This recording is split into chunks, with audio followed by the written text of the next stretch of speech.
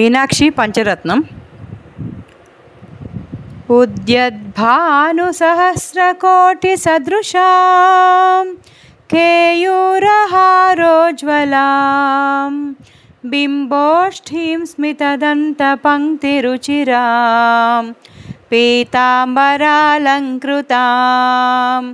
विष्णुब्रह्मसुरेन्द्रसेवितपदां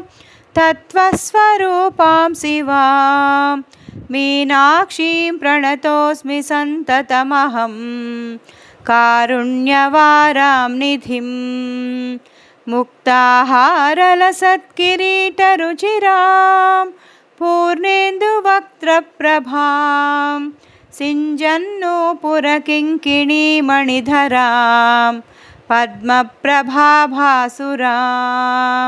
सर्वाभीष्टफलप्रदां गिरिसुतां वाणीरमासेवितां मीनाक्षीं प्रणतोऽस्मि सन्ततमहं कारुण्यवारां निधिं श्रीविद्यां शिववामभागनिलयां ह्रीङ्कारमन्त्रोज्ज्वलां श्रीचक्राङ्कितबिन्दुमध्यवसतिं श्रीमत्सभानायिकां श्रीमत्षण्मुखविघ्नराजजननीं श्रीमज्जगन्मोहिनीं मीनाक्षीं प्रणतोऽस्मि सन्ततमहं कारुण्यवारां निधिं श्रीमत्सुन्दरनायिकां भयहरां ज्ञानप्रदां निर्मलां श्यामाभां कमलासनार्चितपदां नारायणस्यानुजां वीणावेणुमृदङ्गवाद्यरसिकां नानाविधामम्बिकां मीनाक्षीं प्रणतोऽस्मि सन्ततमहं कारुण्यवारां निधिं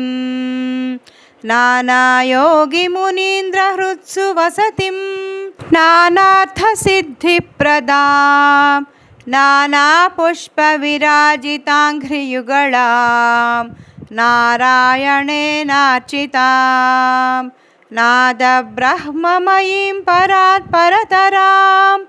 नानार्थतत्त्वात्मिकां मीनाक्षीं प्रणतोऽस्मि सन्ततमहं